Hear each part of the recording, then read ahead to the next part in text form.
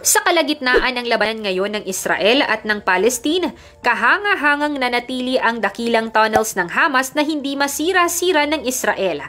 Ang Gaza Strip, isang rehiyong may mataas na populasyon, ay tahanan sa mahigit 2 milyong residente na naglalakbay ng 25 miles sa pagitan ng mga hangganan ng Israel at Egypt. Sa ilalim ng malawak na lupain na ito, matatagpuan ang isang malawak na labyrinth ng mga kuweba na pangunahing itinayo ng Hamas, isang grupo na tinukoy ng Estados Unidos bilang isang teroristang organisasyon na may control sa ganitong enclave ng mga Palestinian. Sa kamakailang malawakang pagsalakay ng Hamas noong ika-7 ng Oktubre, ang Israel ay naghahanda para sa posibleng operasyong panglupit sa teritoryo. Ang komplikadong subterranean network na ito ay maaaring maglaro ng mahalagang bahagi sa labang ito.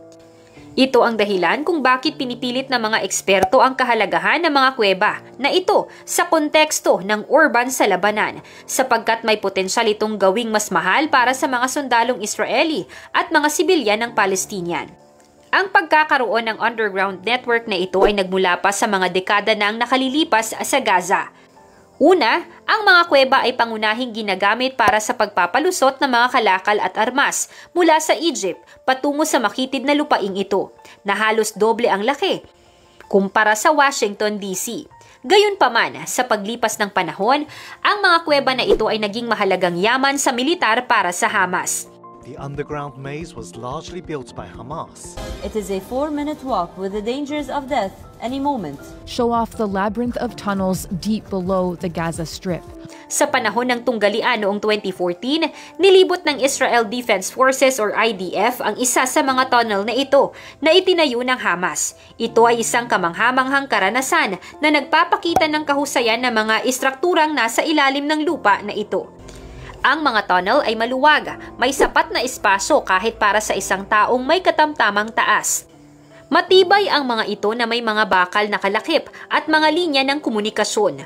Bukod dito, meron silang isang sistema na parang riles na nagtatakbo sa buong haba ng tunnel na nagpapahiwatig ng antas ng inhinyera at disenyo na nagpapagawang makapangyarihan ang mga ito para sa Hamas. Noong digmaang 7 linggo ng Israel sa Gaza noong 2014, iniulat ng Israel Defense Forces or IDF ang pagkasira ng 32 tunnels. Ang mga tunnel na ito ay nagsilbing taguan ng mga armas, kagamitan at tropa, habang pinapayagan din ang mga kasapi ng Hamas na maglunsad ng mga sorpresang atake gamit ang mga cross-bordering na mga network sa ilalim ng lupa. Sa mga taon matapos ang tunggalian na yun, patuloy na pinalawak at pinagtibay ng Hamas ang kanilang infrastruktura ng tunnel na nagtutulak sa Israel na patuloy itong tukuyin. Ang mapa na batay sa impormasyon mula sa IDF ay nagpapakita ng mga network ng tunnel na iniulat ng Israel na nasira. Inaasahan na isang malalim na network sa ilalim ng lupa ang patuloy na umiiral na maaaring harapin ng Israel kung sakaling magpasya itong pumasok muli sa Gaza.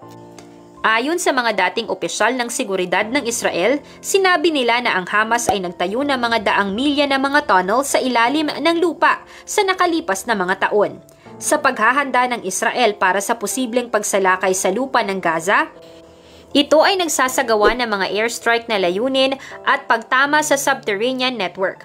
Ang estratehiya ay tila nakatuon sa pagwasak ng karamihang network ng mga tunnel bago isagawa ang pagsalakay sa lupa. Gayunpaman, ang operasyong ito ay nagdadala ng malalaking hamon para sa mga puwersa ng Israel dahil sa komplikado at magkasamang kalikasan ng mga tunnel na ito sa ilalim ng lupa. Isa sa mga pinakamalalaking hamon sa pakikitungo sa mga tunnel na ito ay ang kanilang eksaktong lokasyon. Ang urban na kalagayan ng Gaza ay may mataas na populasyon, kaya't napakahirap hanapin ang eksaktong lokasyon ng patuloy na tunnel, lalo na kung ito ay maaaring malalim sa ilalim ng lupa. Ang pagkakakilala sa pagitan ng lokasyon ng tunnel at iba pang aspeto ng urban na kapaligiran tulad ng mga pagkakaiba-iba sa hiyolohiya o mga elemento ng estruktura ay nagbibigay ng matinding hamon. Kaalam, tulad ng pinangako ko, para matanggap ang 20,000 free ebooks na makakatulong sa iyo, i-check ang link sa description at comment section ng videong ito para mag-join sa ating exclusive Facebook group.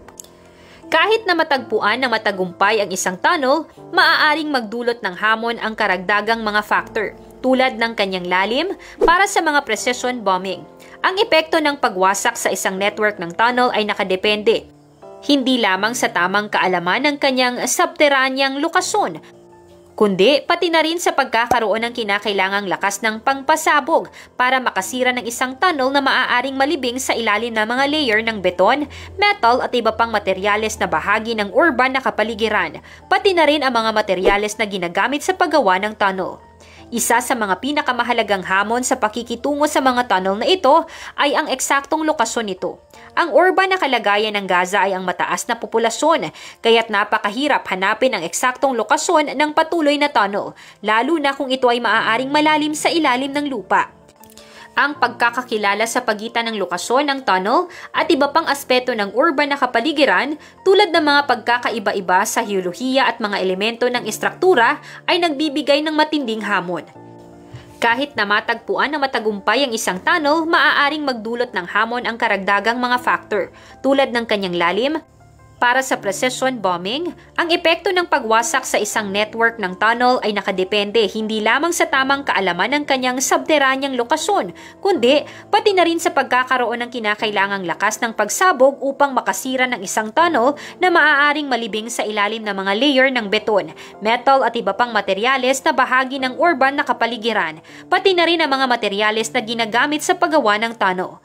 Ang kaugnayan ng mga tunnel sa mga pagsalakay ng himpapawid ay nagiging sanhi ng kalakasan nito laban sa mga aerial attack. Bukod dito, anumang operasyong Israeli na layunin ang pagwasak sa sistema ng tunnel sa Gaza ay maaaring madagdagan ng komplikasyon dahil sa posibilidad ng pagkakaroon ng mga bihag.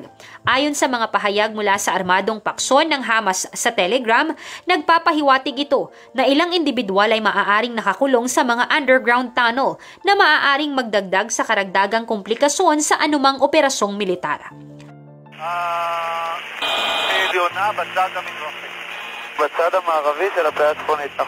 Video Hamas propaganda distributed by the Israel Defense Force. We were given exclusive access inside these still active tunnels. Security sources say a Hamas tunnel network hundreds of miles long and up to 260 feet deep. Kaalam, ano ang masasabi mo sa ating nakakamanghang topic ngayon? Ano ang masasabi mo sa tunnels ng Hamas? Aantayin ko ang sagot mo sa comment section. Huwag mong kalimutang i-like ang ating video at mag-subscribe ka na rin sa ating channel. At siguraduhin na panoorin ang next videos na siguradong magugustuhan mo. Ito po ang inyong kaalam na nagsasabing knowledge has a beginning but no end.